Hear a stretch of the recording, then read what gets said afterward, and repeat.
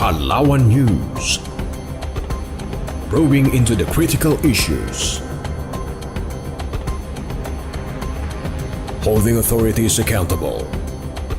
Tagal na yan, nababalita na aalisin. Catalyzing positive change. Behind the News. Join Palawan News.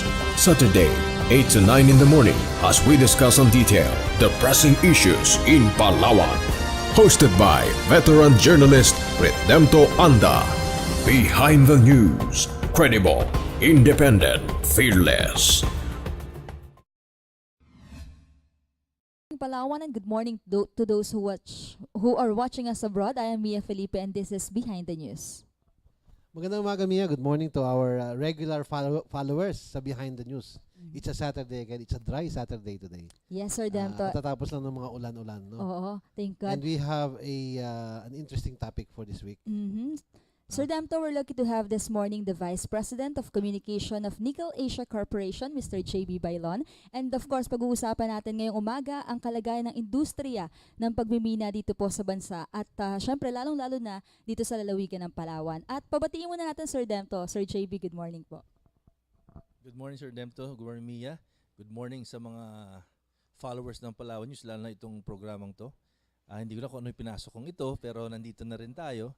So, I'm happy to be here and to be part of the exchange. Yes, and you're lucky to be our first guest in this very new setup, no? Ang ganda ng ating set ngayon, Mia, no? Congratulations kay Mia. Every Mia week. po ang gumawa ng setup natin. If you notice, if you've been following Behind the News, we have a new sofa setup and mas may plants kami ngayon. At green and fresh. Ang ganda na aming background.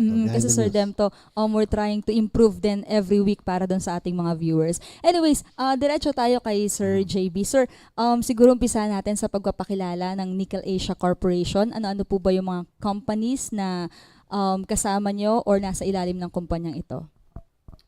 Ang Nickel Asia, ang mother company ng 4 na operating mines nito, no? Ang pinakamatanda sa mga kumpanya ng Nickel Asia, ang Ryutuba, which was established in 1967. Unang nag-export ng ore sa Japan in 1977, so 41 years na. Diba? At unang nag-nickel processing plant sa buong Pilipinas, ito yung Coral Bay. Ang Coral Bay is a separate corporate yes, entity. Coral Bay is only 10% owned by Nickel Asia, 90% by Sumitomo. Dahil under the law, yung processing pwedeng majority ay foreigner. Ngayon, ang pinakamalaki naming, dati Ryutube ang pinakamalaking minahan in terms of export of ore. Ngayon, ito ay Taganito Mining na sa Claver, Surigao del Norte. Parang Ryutuba, meron rin siyang processing plant called THPAL, no? Taganito High Pressure Acid Leach. Ito ay similar sa Coral Bay, kaya lang mas malaki siya. Yung Coral Bay, it cost us $600 million to build. Ang THPAL is $1.6 billion. No? So yan yung 2 biggest ng Nickel Asia. Tapos meron siyang 2 maliit, Hinatuan Mining, sa Hinatuan Island, Surigao del Norte rin. Ang bayan ay Taganaan at yung... Nickel ore din to? Nickel lahat. At saka yung Cagjanao Mining sa Dinagat. Meron kaming exploration ng gold, pero exploratory pa lang yun sa norte. Yeah, 40 years, nickel. Can you speak on the market itself, no? Kasi gaano katagal pa gaano kalakas ang demand, world demand, and then what is the prospect for growth, or is it declining demand? Alam mo, maraming salamat sa tanong na yun, no, Sir Demto, kasi pati ako, bago ako sa mining, in effect, no, 6th year ko pa lang ngayon, galing ako sa Coca-Cola for 14 years, so I had no idea. No, but then I would tell myself, panahon pa ng Pharaoh, nagmamining na. No, so, mauubos ba ito? No? Now, first of all, when it comes to nickel, for example, ano yung prospects, ano yung demand, how long will it last? Depende yan sa market eh. Okay. And usually now, the market is China. No? Itong cellphone kong iPhone, made in China to eh. No, that is the reason why China is the major importer of raw materials. No? Kasi doon ginagawa ng mundo yung mga gamit niya eh. Ngayon, ang bumagal ang ekonomiya ng China o na ng mundo, bumabagal ang demand niya for imported ore, no? Bumabagal din ang production ng buong mundo, no? Tayo, Indonesia, etc. Indonesia is our biggest competitor in the region.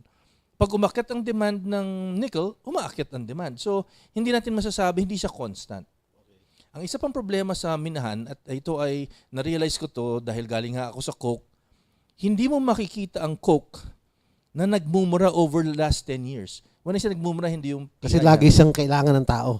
Hindi naman. Well, oo. Yung coke ba? Oo, di ba? Laging hinahanap. Inom-inom. Pero simula nung pinanganak ako hanggang ngayon, nagmamahal ang coke sa presyo. Ang nickel, hindi ganun.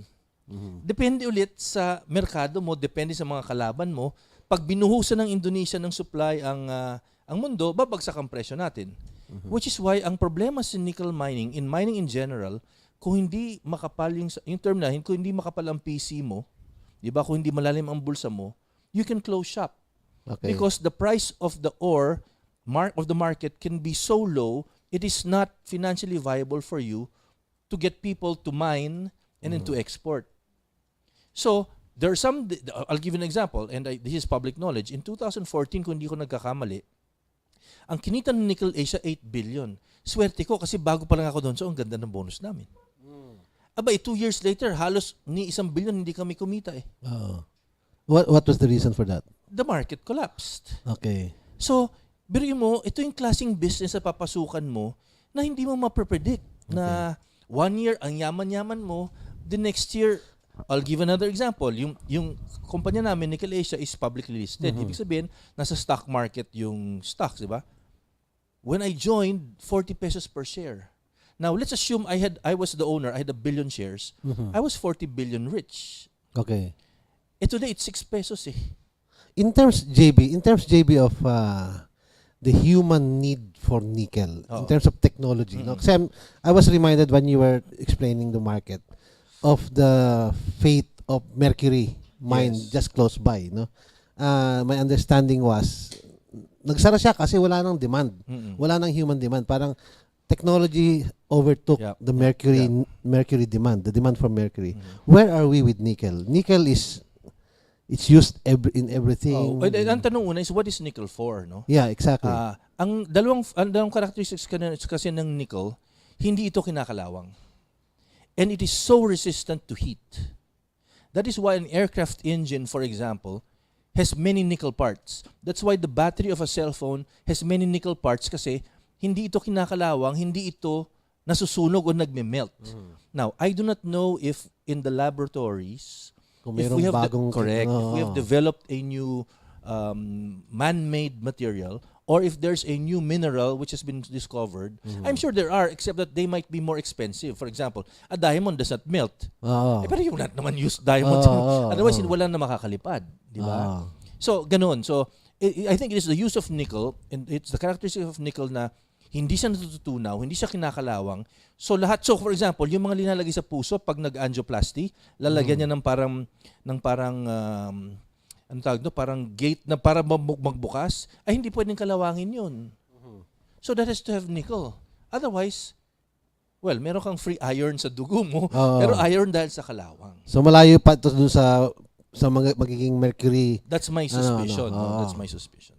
Tsaka even following that logic, even if China stops producing, somebody will have to fill in the market.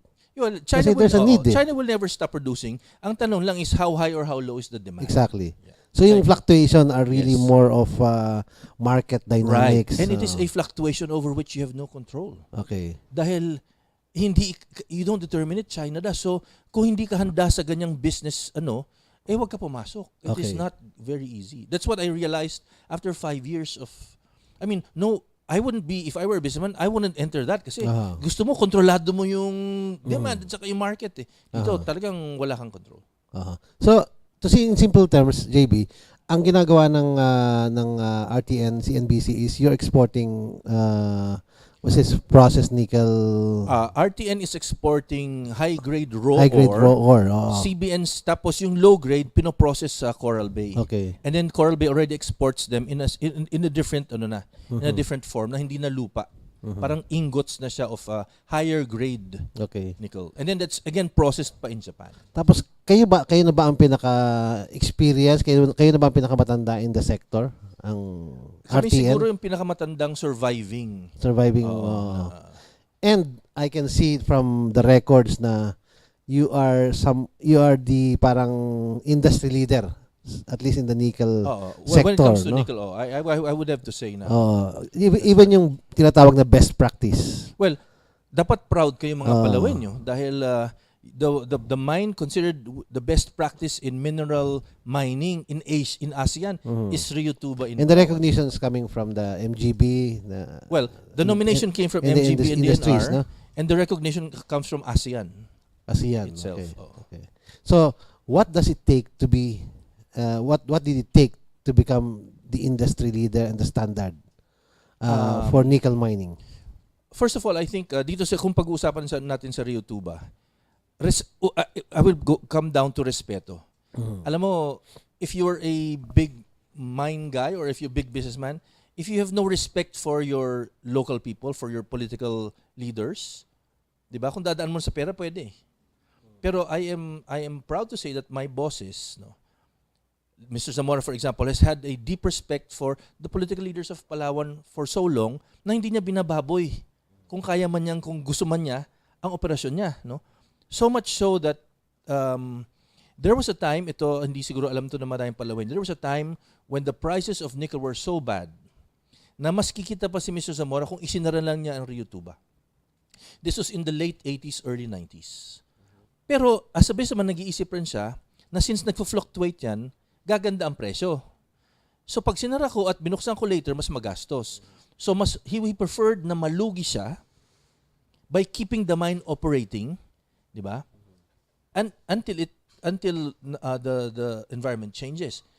Ang swerte niya is that when he kept the mine operating, so nag-export ng high grade, yung low grade at the time walang bumibili, tinatambak niya. When the time came na dumating ang Coral Bay, para sabi ng Coral Bay, "Oy, we have news for you. Magagamit namin yung dating basura na low grade." Ang dami na niyang nakatambak. You see? So that was the bonanza part. Yun yung payoff part niya. At the time when nagtiis siyang malugi siya, just to keep the Because the technology for processing low grade nickel became didn't exist in the 70s. in the past, di ba? Yes. Late 1990s na-develop yan. Ito yung what do you call that? High pressure acid leach. Yun, That didn't exist before until the Japanese technology said, "Hey, we have a way of extracting the nickel from your basura."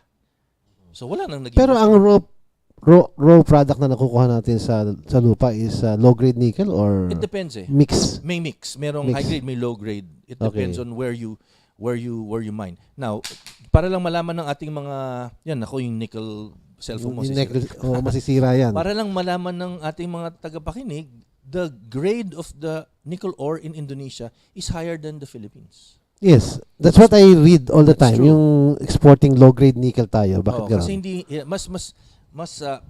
mas maganda ang quality ng nickel sa Indonesia. And the geologist friends of mine tell me it's because we are a newer country. Okay. So for nickel to happen, nag-oxidize yung lupa. Lumalabas ka mula sa dagat, tapos na-expose sa elements yung lupa mo, dun nagiging nickel. Mas matandang bansa ang Indonesia eh.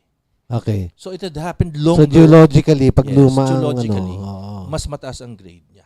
okay. Pero ang Palawan, last time I look at the map, parang ang dami nating nickel ore areas compared to other places. Parang tayo lang Palawan or some parts of Mindanao. Actually, the new capital of nickel mining is Surigao del Norte. Doon mas malaki ang reserves. Okay. In terms of yung volume ng reserves natin, kung theoretically speaking or parang just computing the figures, gaano katagal bago maubos ang ating nickel? Sa Palawan, for example. Well, as I said, no, it would depend on the pace of mining eh. Aha. 'Di ba? At the rate we're going, halimbawa, matagal, no? Matagal Kasi pa. konti-konti lang, no? Oo. You'll be surprised at how much nickel is it's 20 hectares per year. Okay. I mean, Mia, before we go on a break, I just like to pose the question, no? Yung to JB, yung mineral potential ng Pilipinas napakalaki, no? in the billions or trillions. Parang I read somewhere na it is somewhere like times 3 ng gross domestic product ng Pilipinas in 1 year. No? Theoretically speaking, kung uubusin mo lahat yan, miminahin mo lahat yan, ang yaman-yaman na ng Pilipinas. No? But it's not as simple as that. No? I'd like to go into that. And how far is the industry effectively utilizing these resources? Is it underutilizing it? Is it overutilizing it? No? Before we go, but we have to go on a break. Sir Demto, and siguro mamaya itanong din natin kay Sir JB yung puntahan naman natin yung Batarasa, yung operations nila sa Batarasa para mas makilala natin yung kanyang kumpanya. Pero batiin muna natin, shoutout muna tayo kay Mr. John Tan Enriga, kay Bernie Capayas o Kanapas, Nel Mendoza Baladhay, and kay Joyce De Paula. And mamaya Sir Demto, katulad ng binabanggit mo, babalikin natin si Sir JB. We'll just pause for a short break, babalik po kami. Palawan News. Probing into the critical issues. Holding authorities accountable. Tagal na yung nababalita na aalisin. Catalyzing positive change. Behind the News. Join Palawan News. Saturday, 8 to 9 in the morning as we discuss on detail the pressing issues in Palawan. Hosted by veteran journalist Redempto Anda. Behind the News. Credible, independent, fearless.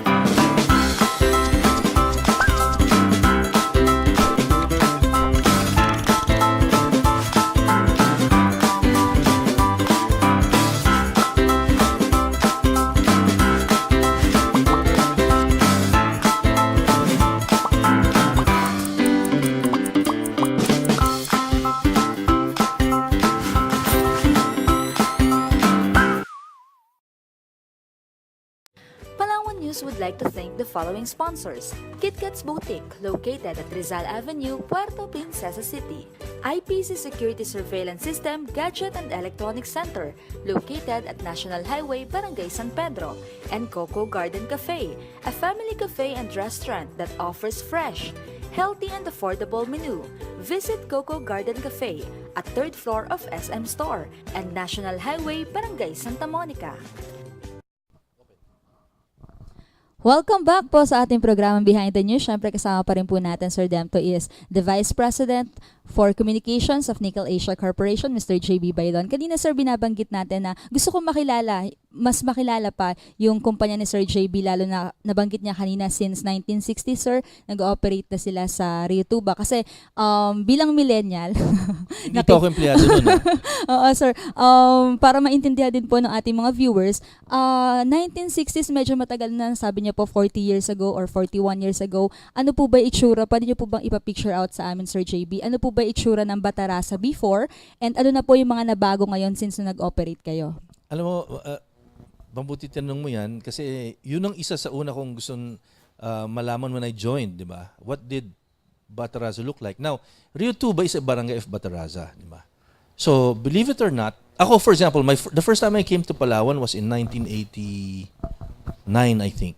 Dati may ice plant dito called the Biga Ice Plant. That was my project. I used to work for Enrique Zobel. Kaya may Zeyon Zobel yun eh. Pumunta ako dito with a friend called Lolong Larong who used to do fishing trading here. He's now a provincial board member in Surigao. So we looked at ice plants. We looked at Rengel's ice plant in Puerto. We looked at Tomas Tan's ice plant in Brooks Point.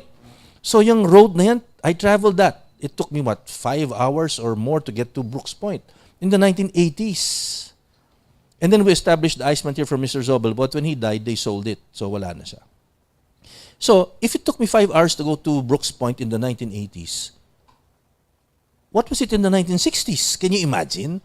So I found out from Mr. Zamora, who was a very thin, tall, thin, 27-year-old nung siya ay pinapunta dito, na pupunta sila sa Brooks Point. I think it'll take them 7 hours. And the road ends at Brooks Point. So walang kalye papunta sa Bataraza. Eh ngayon, you take it for granted. Ang ganda ng kalye, sementado, di ba? Then they would take a 2-hour boat ride, I think, to Bataraza. And then they would have to trek the trail towards Rio Tuba. So ganun ka-remote in the 1960s where they discovered bakit pula ang lupa. So doon sila nagtanong, bakit pula ang lupa dito? Diba? They had a geologist come over and yung geologist, simple, nickel yan. So, ang joke nga namin noon, there were 7 nomadic families in Palawan tribe and 7,000 mosquitoes. So if you will look at the old pictures of Rio Tuba, kala mo wild west. Gumawa sila ng they had to make a dirt airstrip. Kasi they would fly na by propeller plane. 'Di ba, from Puerto. Kasi hopeless eh. And then they had to carve a way to the shore to make a pier kasi may road yun dati. It was a forester road. They called the Macadam Road na ngayon na yung sinemento na. Ngayon yung road na yun na dating forest road ay ginagamit to bring the ore 7 kilometers yun from the pit towards the pier. 7 kilometers. But at the time, ganun. Now, bakit kami nagka-town site sa Rio Tuba? Eh, sino naman ang gustong pumunta doon? Diba? Ang feeling ko doon, siguro, when you hire a geologist, saan ako magtatrabaho? Sa Rio Tuba. Para mo, dinala siya sa Iwahig Penal Colony in the 1900s. So, you will not be able to lure a miner to come to Palawan unless you promise him he can bring his family. So, you needed to put housing, you needed to put a school, you needed to put a hospital. That's why the community grew. So, that's how Rio Tuba became Rio Tuba. Bataraza now is a first-class municipality. Thanks to diba? the mining And operation. because of the mining operation largely, no? How much of Bataraza's economy is dependent on the operations of the mining companies, and how much is contributed by other sectors like fisheries, agriculture? Well, I'm not Just generally speaking. I have no idea it about doesn't the have to be. contribution of the other sectors. But let me give you an example. Ito, kakatanong ko lang kay Bong De La Rosa, who is our Comrel boss. No? I said, Bong, ano yung contribution? Okay, kasi mining firms are required to spend what they call SDMP. SDMP. Social Development Management Programs, di ba? Whether or not kumita ka ng pera, you have to spend 1.5% of your operating. From 2004 to 2008, ang SDMP ng Rio Tuba in Bataraza was 356 million. I do not think agriculture or fisheries could contribute that. So, 2004-2008, 356 million. 2009 to 2013, 565 million. You put that together, it's almost 1 billion. And now, from 2014 to 2018, 1.1 billion. I do not think agriculture, maybe only tourism can rival this if it can, Yes. but not agriculture and not fisheries.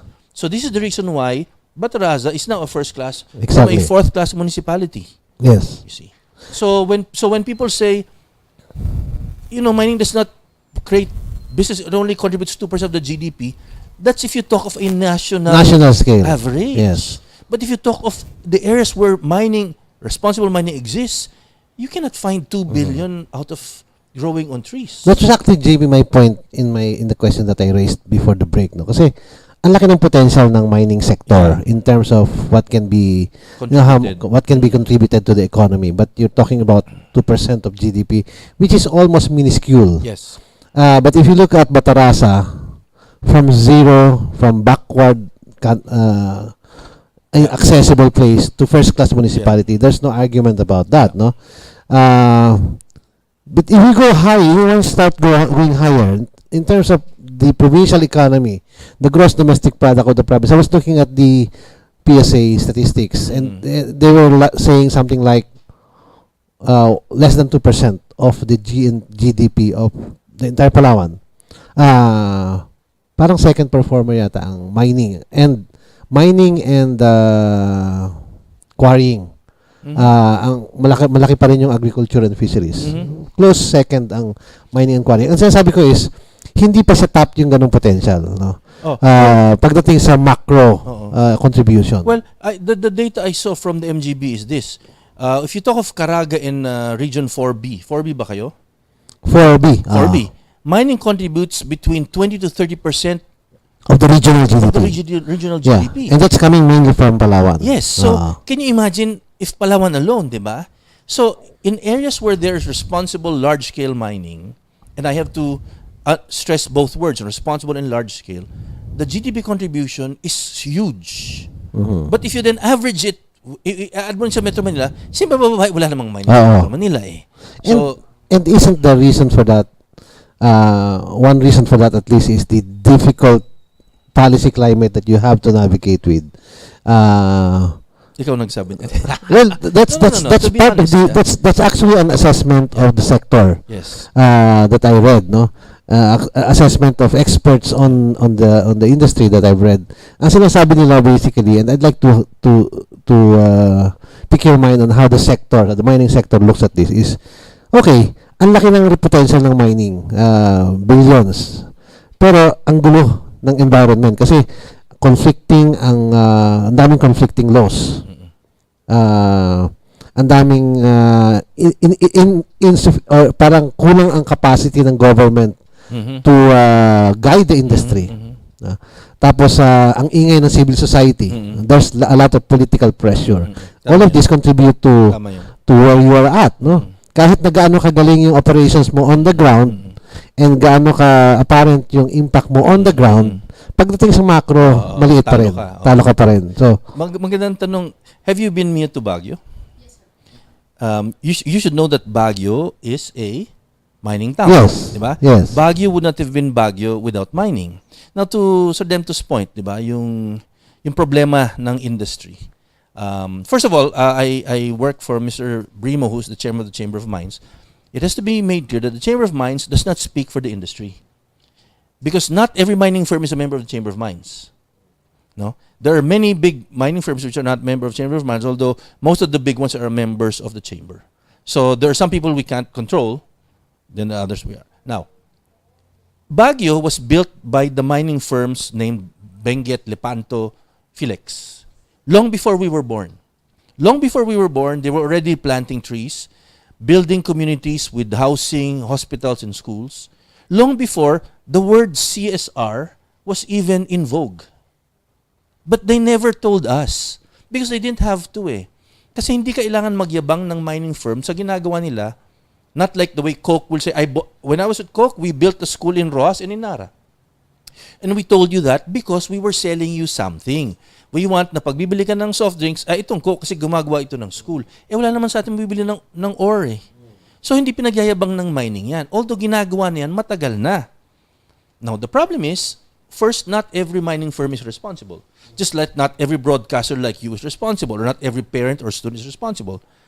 And it is easy to demonize the whole industry by holding up one irresponsible operation. And there are many of those. Yun ang nangyari.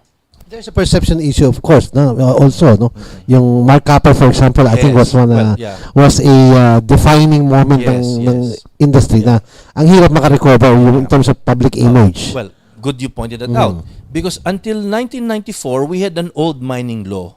Hindi required sa mining firm mag-rehabilitate. Pwede mong minahin, iwanan mo. Ganon yun mga yan dati. Kaya nga tayo nagka-Mining Act under Ramos, no? At that time considered the best and strictest mining act, of which sumunod ang Australia at Canada. And now President Duterte is saying, you have to follow Australian and Canadian standards. And the Canadian and Australians say, we're following yours because of that Mark Upper disaster. So the firms now have to rehabilitate. Now, will disasters happen like what happened to Padgal? Of course, because a disaster is an unforeseen event. In that case, umulan na hindi na na-hold ng dam kasi it was not built for that type of a rain, bumigay. Although, what did Felix do as a responsible miner? It paid 1 billion pesos in damage, which is what a responsible person has to do. If you do something wrong, you pay up, di ba? So, but the Mercopper disaster, nung iiwanan na lang, will not happen unless you're irresponsible or an illegal operation. Yan yung dapat ang klaro sa atin. We should not countenance any illegal or irresponsible operation kasi iiwanan ka niyan. Yan. So yun ang kaibahan. And an operation like Rio ba every quarter dinadalaw yan ng multi-party tinitingnan kasi kung may violation ka ipapa cease and desist order ka, etc., etc. Ganun dapat. And to your point, there are excellent si RD De Jesus, for example, is one good example. That's why proud siya na in his region the contribution of mining is best significant. practice. Oo. And he should be proud that one of his mines in his region was regarded as the best in ASEAN. Hindi yan magiging best kung nagpapabaya ang di ba? Can we touch JB on the issue of the policy climate? Kasi after Mark Copper, it seemed that the Philippine government is kind of like look back and see how the policy environment can be improved. Tapos at certain point during the time of President Aquino, nag-impose pa siya ng moratorium on new mining projects, no? What is the current policy climate? And if it's helping the industry? Ano ang perspective, opinion ng industry doon sa nangyayari ngayon in terms of the policy climate that will allow the industry to significantly contribute to the economy, for example? Yung policy climate kasi is affected by the public opinion climate. Yeah, Let's sama-sama start na yan from dyan, there. di ba? Oo. Ang problema, alam natin, pag nagtanong ka mining in general sa tao, negative. Oo, may ganyang perception kasi. So it is very difficult for policymakers to move forward if that is the situation. No, kaya nga sinasabihan kami ng DNR, you need to improve your image.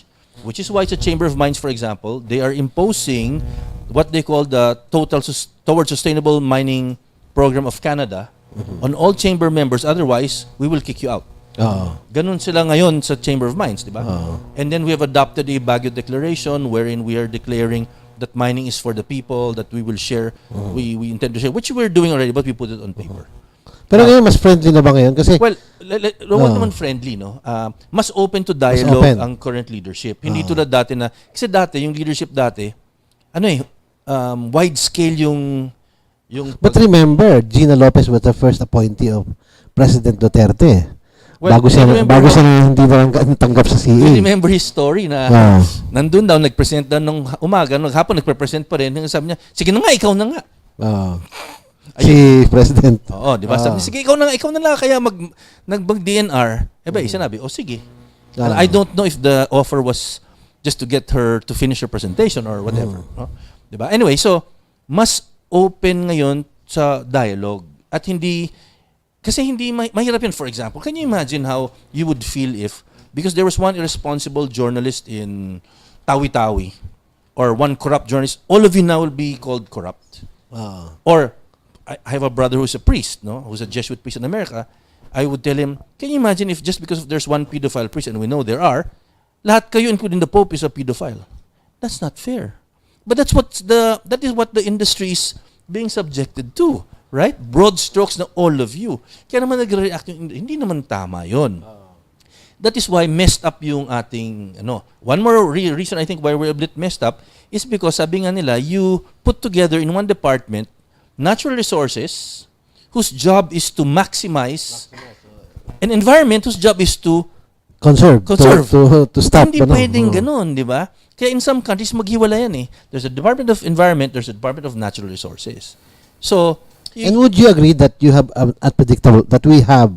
unpredictable president who will do one day appoint somebody like Gina Lopez, and then apparently I would not call and then recently he was like saying lahat ng mining companies nagbibigay sa NPA.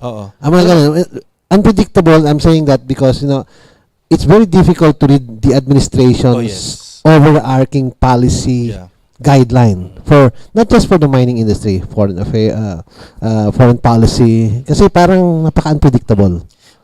Ano ang tingin niyo dyan? Well, I'll have to speak for myself as a political science student. When I first saw President Duterte, lahat ng sasabihin niya, nag-react ako. Now, the way I look at him, listen to everything he says, and I realize that not everything he says is meant to be what it is heard eh. Turns out na hindi gano'n. Yes, there are some which are meant for bombast. Diba? There are some which are, sometimes what is not said is what is more crucial. Diba? So yun, for example, he will say, Gina Lopez is my secretary. Why did you leave her to the dogs? Diba? The other appointees, hindi niya sinabihang, Alan is my DFA secretary or Aguirre is my secretary of justice. Wala. Nakapasa. Ngayon natatakot ako. I think the more he says you're my secretary, mag-ingat. I mean, di ba? So my point is, when I listen to him in a SONA, I bleep out certain things na people get affected by certain things. He said, ako, I bleep that out. But when he said that all mining companies even that, were given to NPAs, was he overacting? Is it true? In the I think case of it's part of the bombast. In the case of CBNC, RTN? Kaya nga kami sinunog sa Taganito eh. Imagine we were attacked in Taganito. It cost us more than $500 million pesos in damages. I mean, if we were giving, di ba? Now what we had put is a security cordon. Otherwise, you will not be attacked like that. But an ordinary person like would say, totoo naman nandiyan ang NPA sa South. Hindi kami naniniwala na hindi yan mag-a-attempt makipag-engage sa inyo. Of course, that's a very sensitive issue. But there will always be a cloud of like, siguro ito lang I don't know, maybe it's an era of presidents who say bombastic things because apparently But has there been an investigation? Has there been an engagement by the national government or at least on your part na to vet this information from the president na hindi, alam naman, where was he coming from nung sinabi niya yan? I'm not sure. I'm not sure, but it'll be interesting to do that, di ba? Pero yun ako every time someone uses an all statement, all of them, I get suspicious eh. Because very rarely is an all statement accurate. Diba? So, I'm sure he has information. I think in his history as mayor of Davao, he would be aware of certain operations, not only mining, who provide. Malapit naman siya sa NPA. I'm sure he knows from them eh. But to say all, I think is more bombast than anything. So, parang see. Yeah. You were mentioning kanina, JB, and sorry, Mia, hindi mamaya magtanong ka na. It's kasi millennial yan. She's taking it in. You were mentioning about the parang worse na yung image issue. And we see, and we acknowledge na RTN, CBNC is the industry leader and is trying to set the standards for good mining practices. You call yourself responsible mining. That in itself is a contentious issue, a contentious term. But, let's leave it at that. But how much of that is, gagawin namin ng tama? But how much of that is significant kung ang industry itself is very problematic? Sabi mo nga, ang daming mga irresponsible mining. Is there something that is being done by the industry to correct this image? And what are those? Well, as I said again, the industry is not a monolithic group. So, walang ito, sabi ko nga, if the Chamber of Mines could become parang the Integrated Bar of the Philippines, you cannot practice as a lawyer if you're not a member of the IBP. Yes. Therefore, the IBP has the power to discipline lawyers. Kasi kung hindi ka sumunod sa IBP, tanggal ka. If the Chamber of Mines were like that, then pwede sana.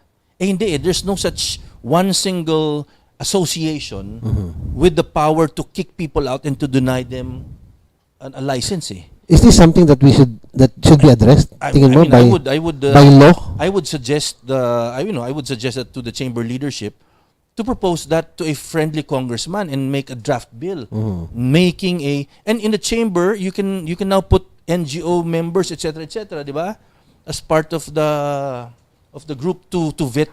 Anyway, may multi-party teams ka naman who go, so multi-party. So why can't that be also in that sense?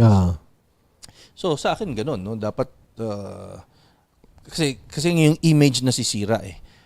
For example, di ba? Malimit tanong sa akin ng mga millennials. Bakit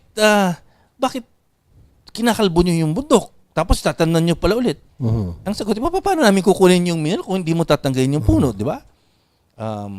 Tapos yun nga, tapos sabihin nila, bakit bald yung puno? And I remember Secretary Gina used an image in Hinatuan Island na of the barren. Ang sumugot sa kanya was a lady who is a barangay health worker. Sabi nung lady, ma'am, kasi ang litratong pinakita niyo, yung minimina. Natural, Parang itong Robinsons katabi ninyo dito. Can you imagine how that looked like when they were building it, when it was just a hole? Looked ugly. Iba kaya nga may construction, may wall yan around it eh. Two things ang feeling ko dyan. To prevent accidents that people will fall into it, and so that you don't see how ugly it is. But when its buildings up, they take out, ang ganda na. But it was not like that every time. Same thing with mining. If you look at a mining area, when it is being mined, hindi siya maganda. Pag natapos at naging forest na, tapos na. It depends on which picture you show. Kung si Zanderford pinakita mo bago siya na-opera, di ba? Pag pinakita mo si Zanderford after, ang ganda na. Pag pinakita mo in the process of being operated, siguro pangit rin. Ganun yun. So, depende kung anong litrato ang papalabas mo. Kaya nga, dun lumalabas yung bias ng tao eh. Yeah, that's very interesting point, JB. No? Yung bago nating mining climate, mining policy ngayon, it has new features. Na one, for example, is yung SDMP na binabanggit mo, yung social development. Dati wala yan eh. Dati wala yan. I'd like to ask you, in a general statement, how has been the experience and practice of Nickel Asia? Ano ang impression nyo? Ano ba talaga ano ba ang experience nyo with the concept of SDMP, social development, yung setting aside a portion of the income for community development? Hindi nga setting aside a portion of the income yun eh. That's by law, di ba? No, hindi income yun. So, ganito, ang SDMP ganito. So, magkano kailangan mo para patakbo yung business mo ngayon? The capital. Kanya, 100 million. 10% yata. 1.5 niya, magdadagdag ka ng 1.5 niyan. Doon sa capitalization mo. Doon sa pondo mo for the year. Yun, automatic yun. Ngayon, kung hindi kumita yung 100 dahil bumagsak, sorry ka, pero itong 1.5, you have to spend this. Okay. So what has been your experience with that? What is the impact of that? A very good question, because the history of SDMP in Rio Tuba, I think, is a history of learning eh. Noong umpisa, ang naging, I hope Bong can correct me if I'm wrong, correct me later. Noong umpisa, kasi kinoconsult yan sa mga local kasi it's the money of the community. In the early times, the barangay captain will say, I need cell phones, I need cars. Bigay. That's what they want, bigay, di ba? Then later on, people say, hindi naman yan ang gusto namin. So the MGB said, teka muna, we have to do kasi ang point ng mining firm, wala kaming control kung saan nila gusto gamitin. Kumbaga, pera mo yan eh. Di ba? Kumbaga, di ba, kanyari, lupa mo, pinaupa mo sa akin, binabayaran kita ng renta, bahala ka kung saan mo gagastusin. Although, ang sabi ng MGB, hindi pwede kasi dapat it becomes productive eh. So ngayon, grabe yung consultation. And then umaabot pa si MGB. So, after consultation with the community, the plans for the SDMP is submitted to the MGB for their approval para alam nilang hindi sinasayang yung pera. Yung binanggit kong kanina 300 million, 500 million, 1 billion. How that is spent has to be ultimately approved by the MGB. Nagagamit ng maayos yung pera. Yes, that's their safeguard. Na hindi lang binulsa mo, nag-trip abroad yung mga leaders ng community. Kasi I asked that because even pareho halos ng concept nyo sa concept ng royalty for the indigenous peoples, di ba? Yes. And we've heard several stories recently na nagkakaproblema yung concept ng ganyan, yung royalty kasi basically dun sa mentality na pag ang isang mahirap na lugar, binigyan mo ng maraming pera, ang hirap ng management, no? Correct. Minsan naaabuso ng mga local leaders, no? Right. So that was the context of my question na ano ba yung experience ng mining companies dun sa pagbibigay ng direct benefit sa community, whether it's in the form of royalty, whether it's in the form of SDMP, Social Development Management Program. Basically, yung parang dole-out type of or hand. Ito yung share nyo, parang gano'n. Pero na hindi sila nagpawis necessarily directly. Pero kasi lupa nila yung lupa nila, so they earned it. Pero dole-outs in the sense, hindi naman dole kasi they earned it in the sense. Tsaka it's a legal, it's a legal prescription. And kaya hindi madali yung proseso, pero that's part of making sure that in the end the projects which are funded by the SDMP are down to the benefit of the community. Like how much do you do in terms of capacitating communities so that they become responsible stakeholders or responsible owners? If you talk to our Comrel people, pumuputi ang buhok nila sa ganyan eh. 'Di ba? Kasi let's admit it, may ibang mga barangay people siguro, they will demand, gusto namin ganito. Ay, hindi yung pwedeng... Wala kayong pakialam, basta bigyan niyo sa amin pera. Hindi, may mga threats pa. Hindi kayo makakapasok, ganun. So, pumuputi yung book, but they have to do it because that's the requirement of the MGB. Diba? So, but slowly, I think over the last 10 years, they've learned a lot about that, built good relationship with the barangay officials. Now, who see naman whether it's a water system or whether it's a, using a stream to make power, a small hydropower plant, lumalabas yung value. Pero hindi madali. Hindi madali siya. Shouldn't this be the responsibility of government? Kasi kayo, negosyo naman ng essentially dapat ang industry. Well, kasi nga you point out earlier na kulang ang capacity sa government. So they pass on some of the responsibilities to the industry, di ba? Yun ang hindi maintindihan ng mga kritiko, no? Now, we are government in remote areas. We provide what government is supposed to provide.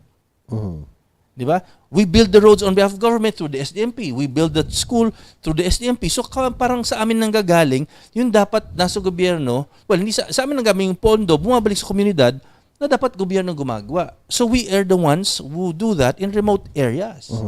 Wala namang mining sa urban areas, di ba? Pero sa remote areas na walang gobyerno doon, kami yun. Yes. We stand in their shoes. Yeah. Hindi na intindihan ng mga kritiko. Yeah. And that's, I think, what makes the mining industry a very controversial industry compared to other industries, no? Because of that gap, no? Yes. And experts recognize yung JB, yung weakness talaga ng policy at saka ng capacity ng government, no? Which the mining sector had to fill. Yeah. Pero ang bottom line pa rin kasi dito is, it's recognized and it should be recognized that mining is a legitimate development strategy, and the Philippines is blessed with resources that can be tapped responsibly. Unfortunately, hindi ganun ka simple yung equation eh. Kasi ang daming problema, di ba? Meron nga akong equation na I love mentioning. I hope the data is still correct. The Philippines, the area of the Philippines is 30 million hectares. 30 million. Allegedly, 9 million of that is highly mineralized. 1/3 of the Philippines, 1/3 in effect, 9 million out of 30 is mineral potential. 300,000 hectares are covered by mining permits. 30,000 hectares are covered by active mining operations. So yun yung ratio and proportion. 30 million, 9 million, 300,000, 30,000. If you compare 30,000 mining hectares na mine compared to 30 million, 1%, less than 1% ng Pilipinas ang minimina. Yun ang nagko-contribute ng 2% ng GDP mo. An operation in less than 1% of the country. That's how small the mining footprint is. If you think about it, contributing 2% to your GDP. So, you want the GDP contribution to grow bigger? Grow the area. And then there's where the argument about this is where the argument is coming, yung criticism on the sector na wala naman kayong malaking kinocontribute sa GDP, di ba? Maliit lang, ganon. Which is because ang hirap mong i-maximize talaga yung resources. So parang wag na lang natin gawin yan. Kasi maliit din naman, ang tagal-tagal nyo na nag-operate, kaya lagi yumayaman, parang ganon yung logic. But really, paano mo gagawin yun, JB? How could you scale up the industry such that it becomes a significant contributor to the bigger economy? Good question. I'm sure in a responsible and a more high-tech na siguro, modern na hindi masisira yung environment terms. Siguro si Mia, among the millennials, you've heard the comment na mababa naman ang employment sa mining eh. Diba? Unless you decide that mining will not be high-tech, but labor-intensive, mining is never a labor generator. For example, sa amin, all you need naman is a backhoe to put the soil in the truck, to drive the truck to the pier, and to bring it out. Ilan lang trabahador yun. Diba? Now, for example, if you want to make road construction mine-intensive, labor-intensive, alam mo yung mga pison? Huwag mo gamitin yun. Gumamit ka ng mga taong magagaganon. But it'll take you 20 years to make a road which will take you 5 years. Pero you highly employment, di ba? So ganun yung yung logic. A good example is Tampakan. Tampakan would have been I don't know how many billions of dollars gold project that would have contributed tremendously to the GDP, pero pinigil in South Cotabato for one reason or another. So may dilemma tayong ganun di ba? How And about if you say, malit naman pala ang contribution. Again, that's a national average. But can you imagine pag pinatay mo ang mining sa Bataraza, who's going to provide what we provide to Bataraza? Bataraza will return to becoming a fourth-class municipality. Exactly. Magiging burden ninyo dito sa Puerto, well, hindi kayo kasi hiwalay sila, di ba? Province city kayo. Magiging burden sa Palawan, yung Bataraza, na at the moment, kami ang kumakarga. So, yun yung doon, yun yung Pero sa current state of affairs, the way that the small scale operation ng mining industry in the Philippines is contributing to the economy, is there something that pwede pang mapiga dyan? Halimbawa, kasi one argument that I heard is hindi naman nagbabayad ang mga mining projects ng rent. Ang binabayad nyo lang sa gobyerno ay yung taxes. No, that's the criticism, no.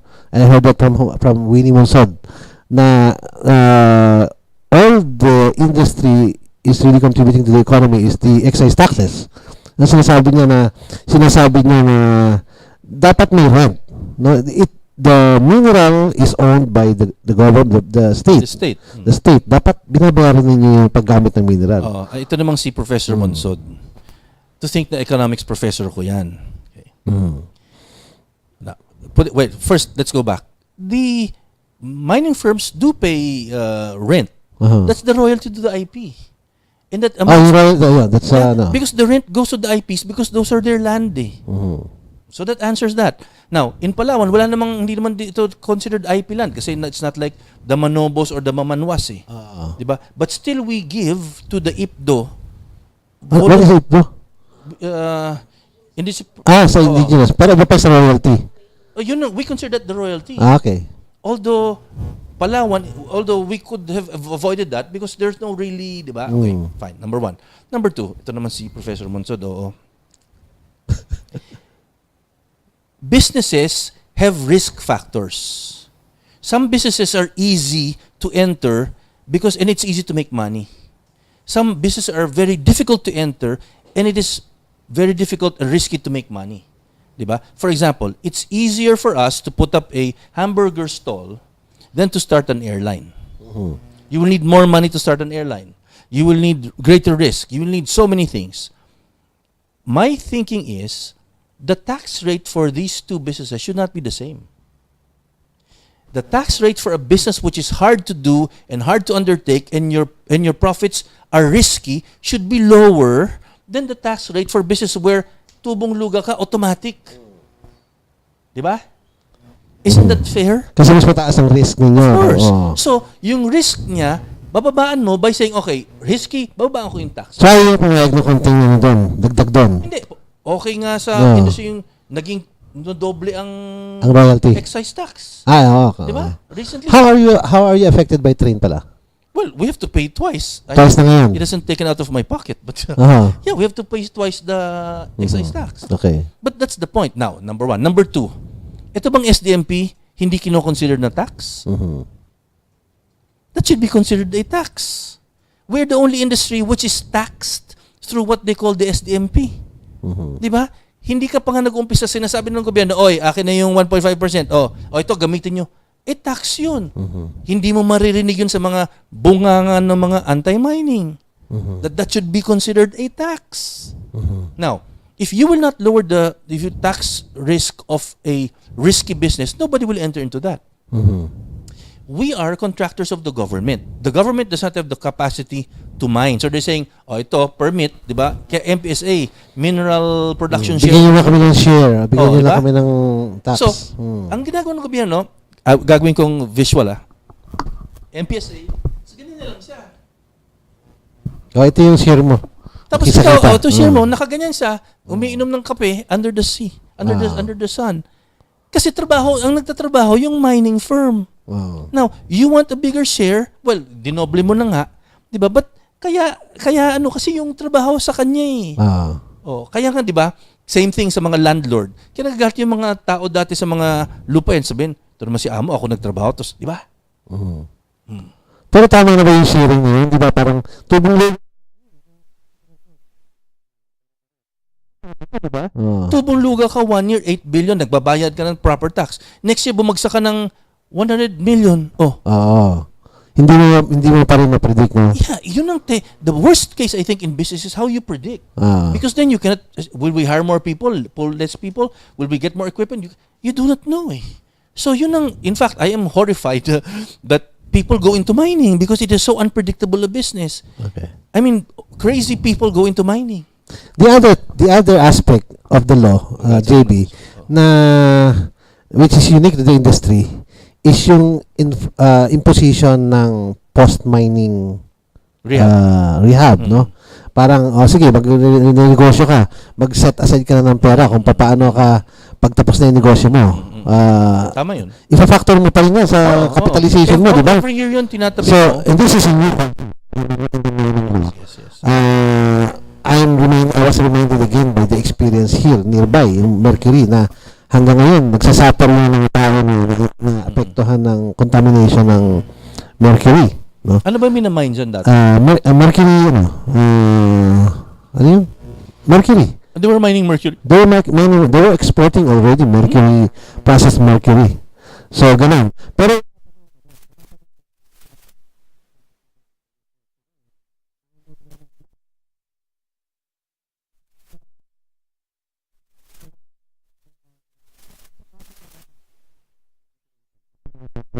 sa Palawan.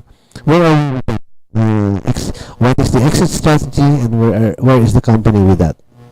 Well, as I said, yung mine rehab fund, every year ina-add yan, di ba? Sa magkano na ngayon yan? If you have, No idea. I don't want to know kasi I'm sure malaki. kaya ba niya ipagamot pag nangyari yung yung mga nangyari sa Una, wala namang Santa mercury Lourdes? sa YouTube.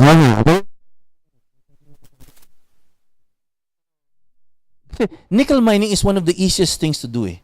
All you need to do is get the lupa, put it in a truck, and put it out.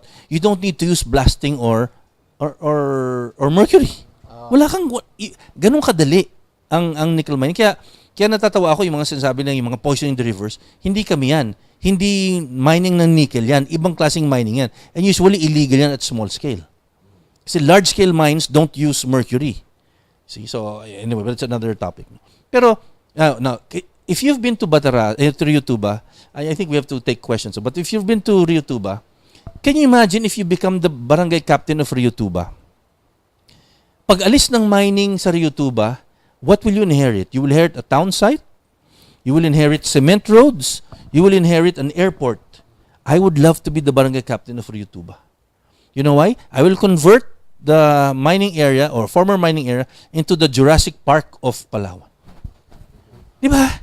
Oh, I will tell the mining firm, oy, in 20 years wala na kayo ito. Ngayon pa lang ipaplano na natin. Di ba? Yung nare-rehab ninyong area, magpasok na tayo dyan ng mga dinosaur, konti-konti. Para pagdating nung malalaki na sila, lagyan natin ng gate na to, yung malaking parang Jurassic Park, na bubukas na ganyan, you will fly people in from Puerto to, ayun ako, you wanna tell, na problema mo, yung problema mo sa El Nido, baka dumumi na. Pero, di ba, you can start planning that eh. This early. And dahil wala ka namang minerals, wala ka namang poison sa soil, can you imagine that? O may dinosaur na ganyan. O merong Tyrannosaurus Rex na kakainin yung mga hindi, niloko lang ako. Diba? Ganun ang mangyayari doon. So this early you can plan that. Sir Damto, alam ko, ang dami mo pang gustong itanong kay Sir JB, pero siguro i-accommodate muna natin some of our questions from the viewers.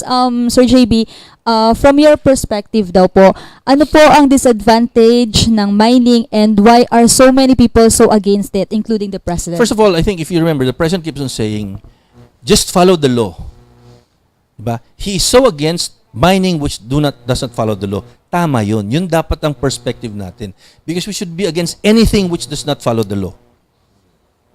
So it's wrong to say the President is against mining. I think he has always consistently said he's against mining which do not follow. Just follow the law.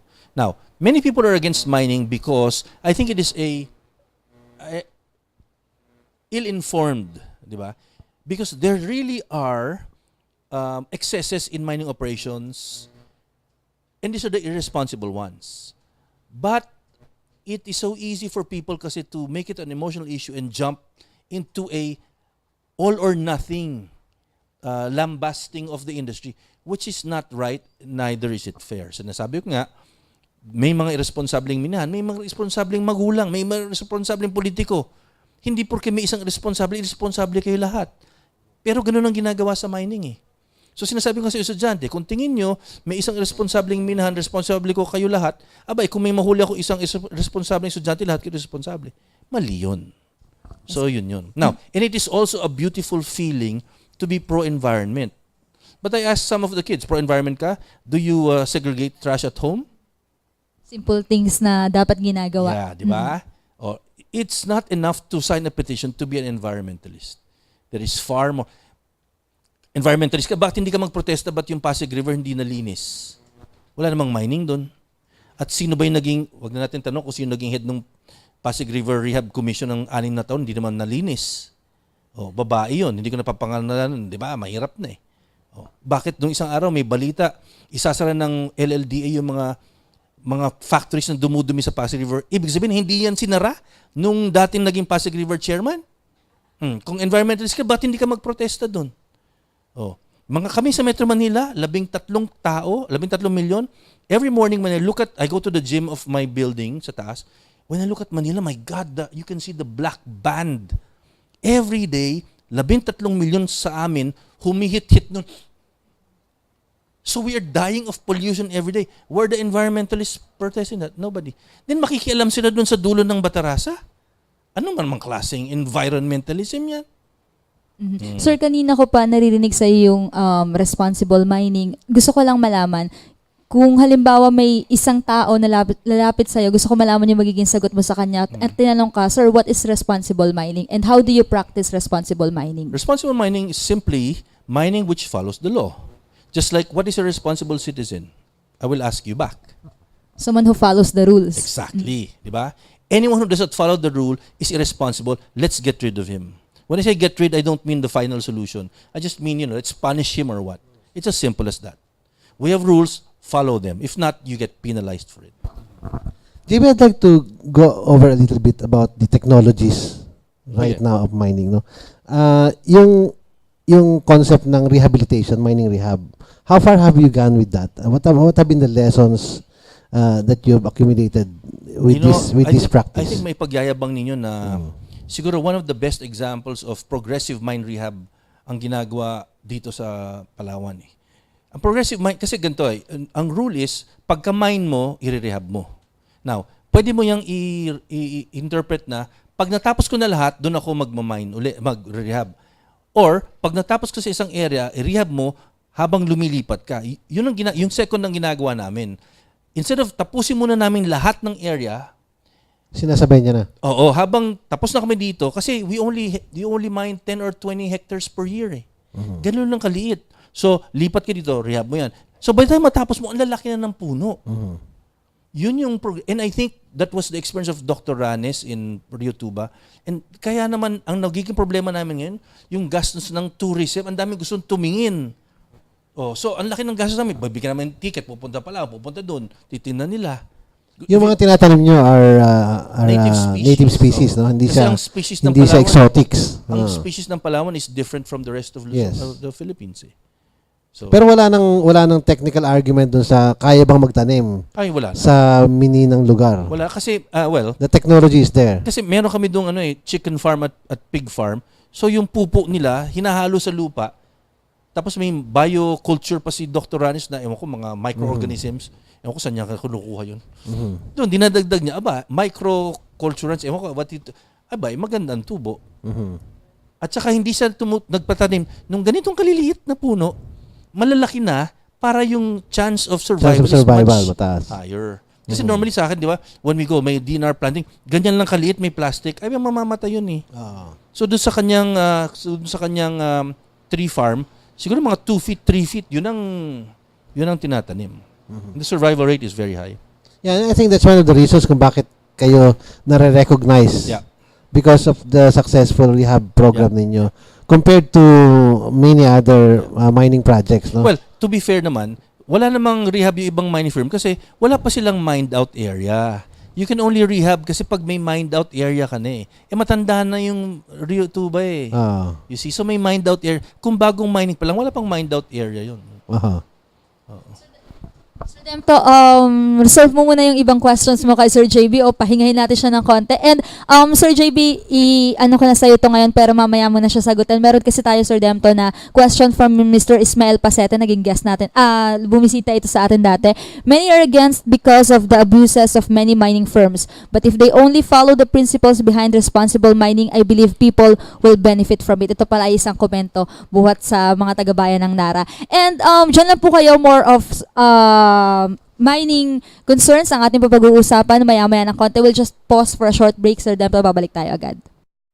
Palawan News would like to thank the following sponsors: KitKat's Boutique, located at Rizal Avenue, Puerto Princesa City; IPC Security Surveillance System, Gadget and Electronics Center, located at National Highway, Barangay San Pedro; and Coco Garden Cafe, a family cafe and restaurant that offers fresh, healthy and affordable menu. Visit Coco Garden Cafe at 3rd floor of SM Store and National Highway, Barangay Santa Monica.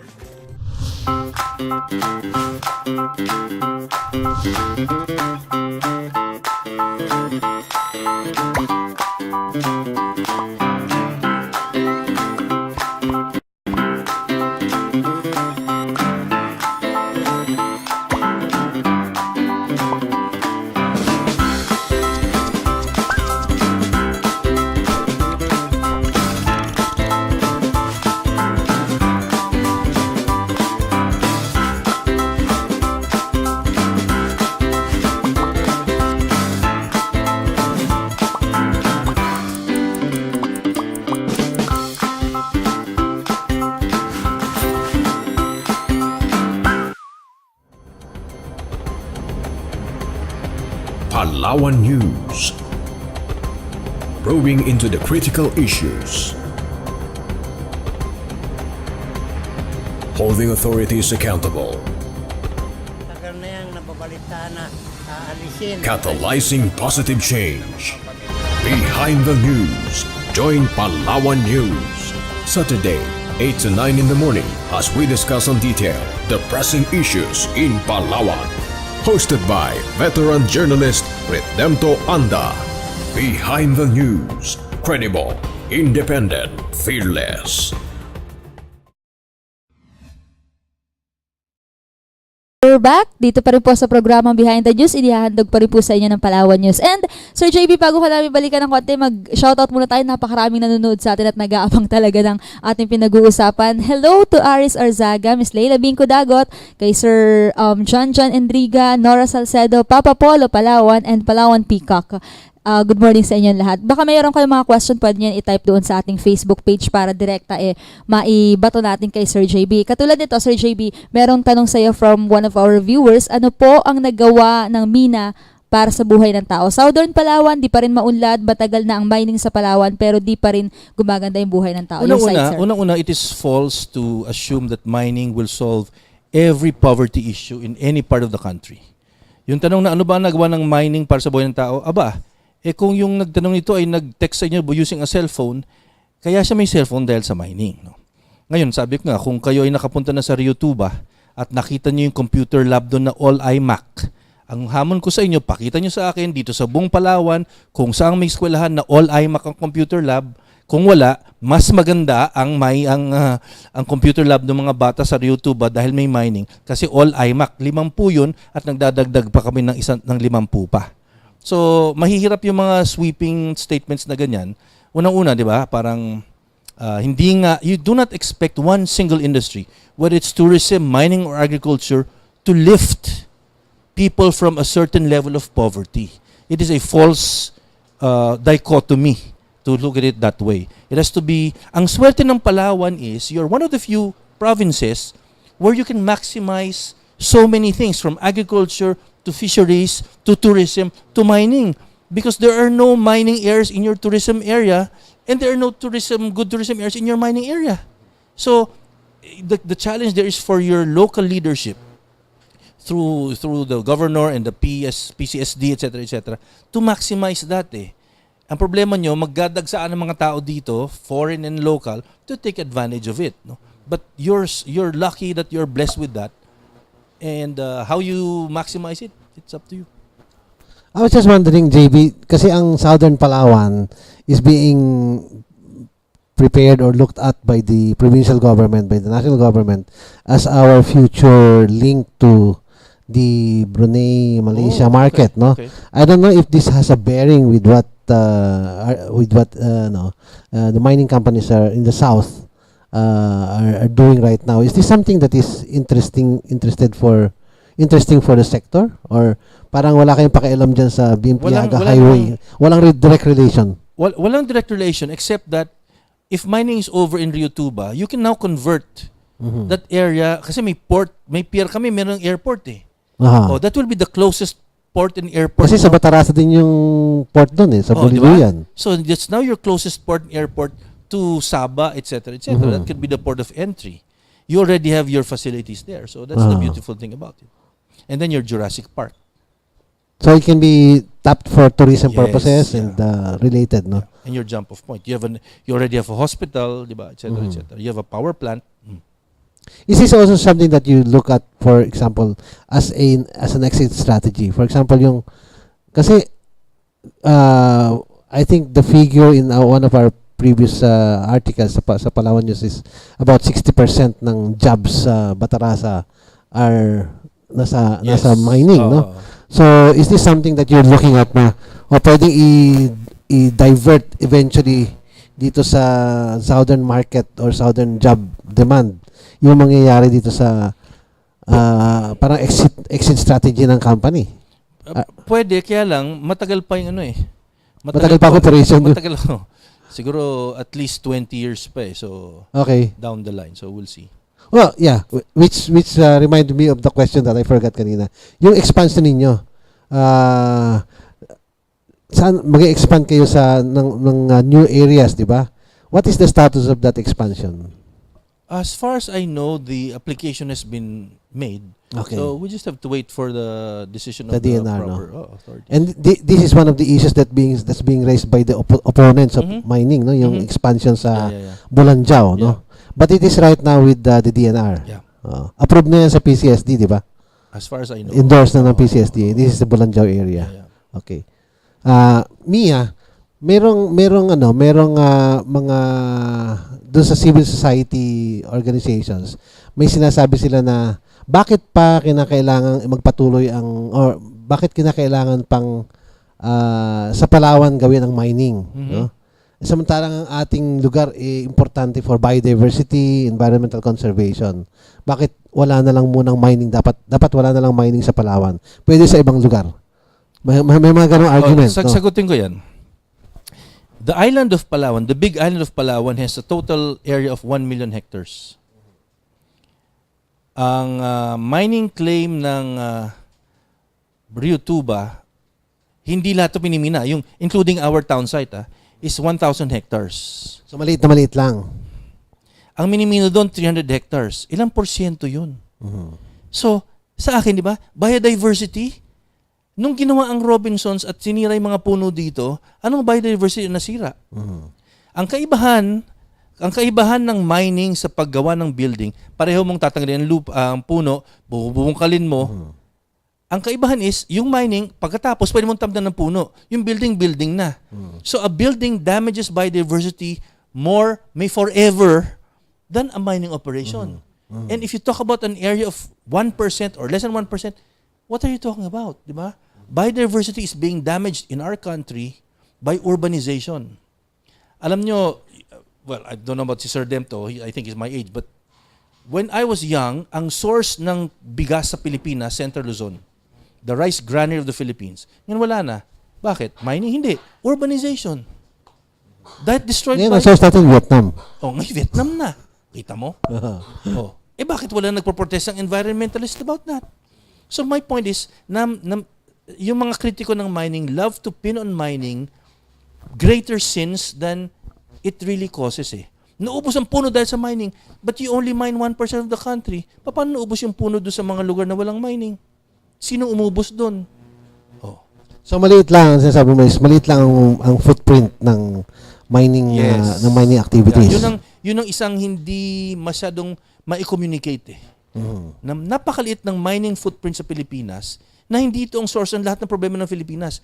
Nag-earthquake dahil sa mining. Paano naman yan? Paano mo sasagutin yung ganong... Meron din ganung lumalabas na argument, no? Nag-earthquake dahil sa mining. At saka yung sinasabi na ang Palawan is too fragile, ang land structure na manipis. Kaya dangerous ang mining. Baka lumubog. No, may ganyang person, which I think frankly is not fair na as an analysis, no, na masisira ang lulubog ang Palawan because of mining. Paano lulubog ang Palawan dahil sa mining? Ang pagmimina ng nickel, nagtatapyas ka ng 30 meters ng lupa. Paano lulubog ang isla mo kung 30 meters ang tinapyas mo sa taas? Aber? Oh.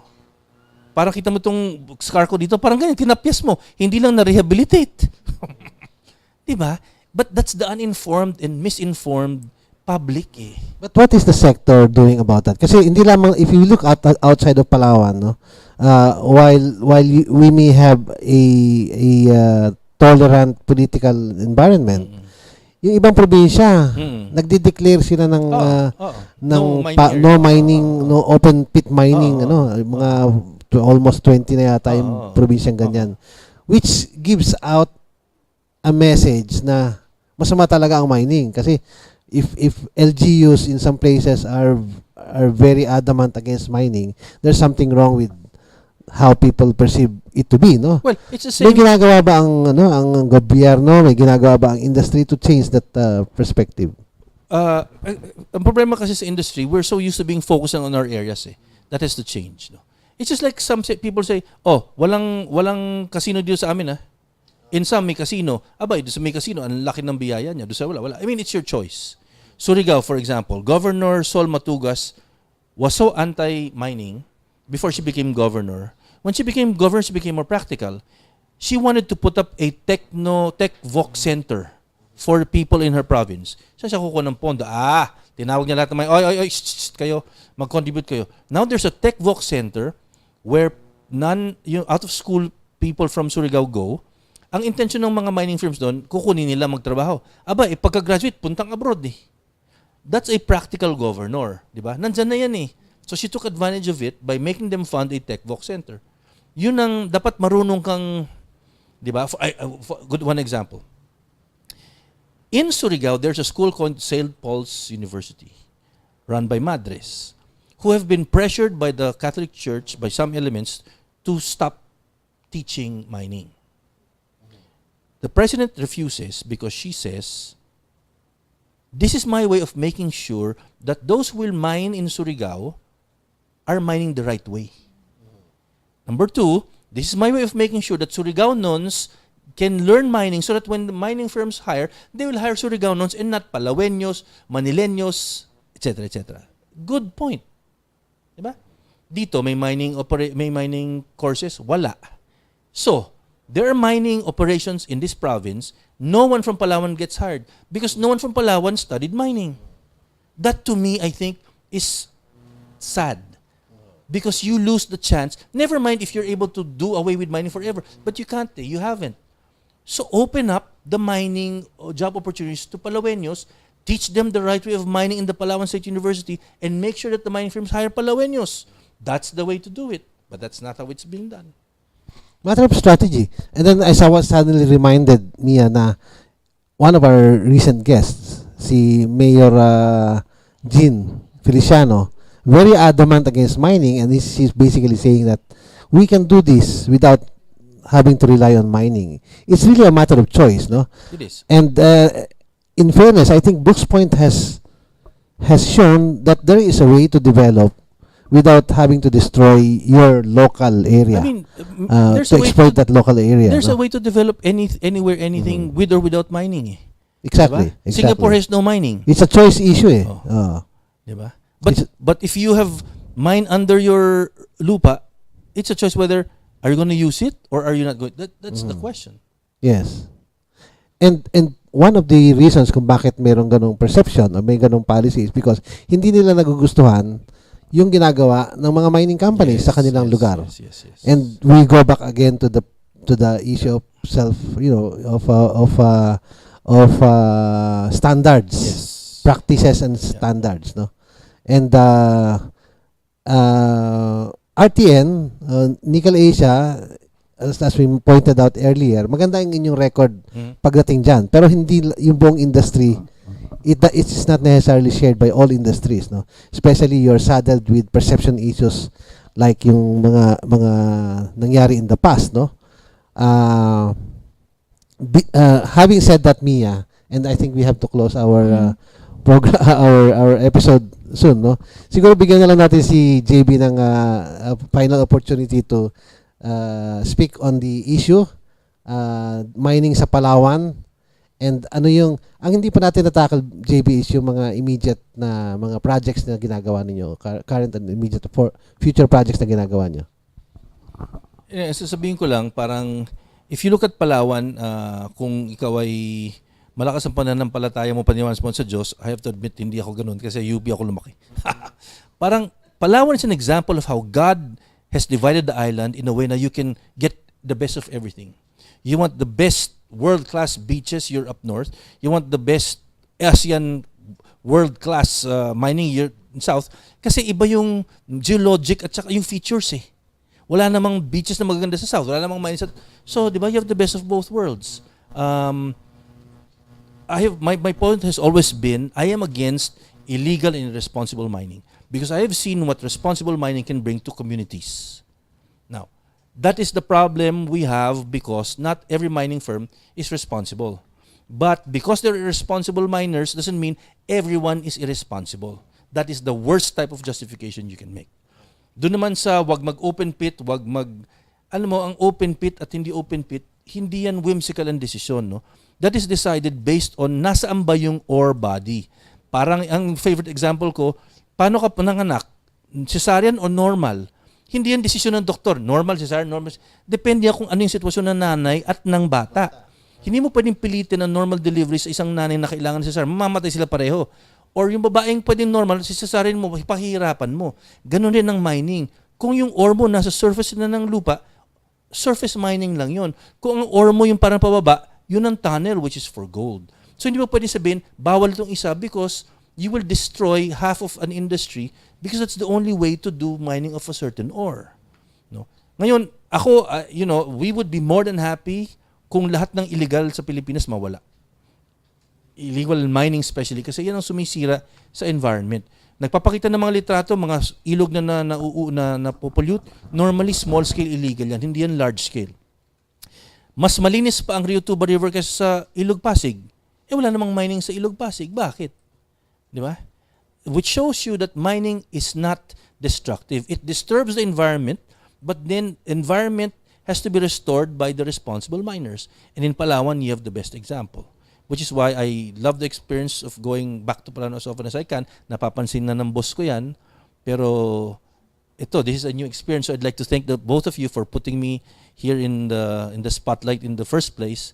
And I just hope na this opportunity can continue, not necessarily with me, but others. The chairman of the Chamber of Mines should come here and speak to you. Oh, yes. Diba? To enlighten the listeners, diba, who wish to know more about responsible mining.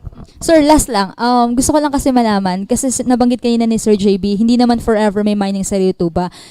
Paano yun, sir? Meron ba kayong programs na maghahanda doon sa community kapag dumating, na maging independent sila kapag dumating na yung time na wala na yung mining sa Rio Tuba o sa Batarasa? Hindi, sabi ko nga, di ba? Kung ako lang tatanungin, gagawin kong Jurassic Park yun eh. Di ba? You move it from mining to tourism after mining is over because you will still have your mountain. By that time, you will have a new forest. Di ba? You have an airport. You have a mines, you have a town site, you have houses. That's where you can book your people, your tourists, di ba? Di gamitin mo na yon as a tourism area. I mean, can you imagine a Jurassic Park? Ako yung Manila Zoo, lilipat ko dyan eh. Wala namang Palawan Zoo, di ba? Di yun ang gawin yung area, di ang ganda. Wag nyo lang ako kakalimutan pag ginawa nyo na yun. Thank you. Last na lang talaga, sir. Gusto ko lang malaman kung meron pa kayong karagdagang vision or what are your dreams for the community sa Batarasa? Siyempre, kasi 11 yung impact barangays, 11 yung hindi. Maganda sana kung lahat equal yung equal yung benefits. Pero siyempre, yung 11 na impact, yun magdedesisyon kung yung sharing niya, no. Ang point ko lang, kami, ang dream ko, mag-open kami ng Palawan State University, Bataraza branch, magtuturo ng mining engineering. Para yung mga Palawenyong gusto mag-aral, pumunta kayo doon, tas doon na kayo ma-hire. Yun ang ultimate dream ko. Would the company be willing to invest in that? Miss Dennis as a CSR program Dennis Zamora has said he's behind it. We're excited about it, but we don't know if Palawan State will be open. But I think that's the best thing to do. Especially if, kasi I will insist that if you have responsible mining operations, you don't have to worry about the environment. You can generate, as you see, diba, income for your municipalities. You can generate employment, and you can make sure that Palaweños are doing it themselves. Just very quick. Kailangan pinapanood tayo ng ating director. Pero yung CSR program or yung SDMP program, how much of that, meron ba kayong, lumalabas ba yan ng Batarasa or doon lang talaga sa Batarasa yan? Hindi, lumalabas yung, for example, may nag-comment dito yung IMAX, di ba? We gave 5 IMAX to, I think, 10 or 15 schools eh. Kasi sa labas ng Batarasa? Oh, dito, all the way to El Nido, etc., Rojas. We had a competition and we gave 5 IMAX. So, we do that outside of Batarasa. Okay. But we need to wrap up, Mia. So. Oo, sir, yung binabanggit ni Sir JB kanina, comment yun ni Sir Ismael Paseta ng Nara. Salamat daw sa 5 iMac galing sa Nickel Asia. And, sir, papasadahan ko lang to baka kasi sabihin ng mga viewers natin, hindi natin sila napapansin. Good morning, Mr. Edong Magpayo, Sir Buddy Tina, Jun Arsaga, Rante Ramos, and yung ibang comments nila kanina, bigyan daan lang natin, pabalik lang ng konti, nawala na pala. Ayan, gusto namin magpasalamat Sir JB sa opportunity. Thank you very time. much for, Medyo napahaba lang tayo. Take on yung offer ni JB na to bring the Chamber of Mines as our guest, no? Oo. And I'm sure napakaraming natutunan, hindi lang kami, kundi nung ating mga viewers sa lahat ng mga inputs nyo this morning. So thank you so much. Meantime, Mia, what is our topic next week? Topic next week, ano ba What is gusto a mo? hot topic next week? Ano ba Ang hot gusto mong topic i-workout natin natin? next week is the press freedom issue. Okay. Hindi ba tayo mapapasara? Wala tayong PDRs, no? Wala pa tayong PDRs. But next week po, please stay tuned sa ating program next week because we are going to tackle the very, very controversial and very hot issue of press freedom, no? Pagsasara ng Rappler. Hindi ba tayo mapapasara niyan pag tinapit natin? Hindi natin? tayo mapapasara kasi hindi naman tayo anti-digong o ano. Anyway, sige Sir Demto. And once again, thank you so much Sir JB Thank you, Baylon, JB.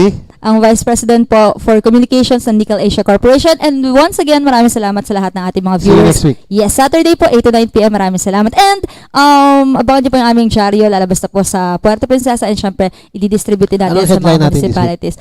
Joel Reyes. Okay. Yung kanyang pagbisita sa Kapitolyo noong Pagbisita sa nakaraang mga Capitol. linggo. And syempre, click nyo pa rin po www.palawan-news.com and yung aming Facebook page. I-like nyo po para maging updated kayo sa lahat ng kaganapan sa Puerto Princesa and the whole province of Palawan. Maraming salamat. Ako po si Mia Felipe. Demto, and I'll see you next week. Palawan News. Probing into the critical issues. Holding authorities accountable.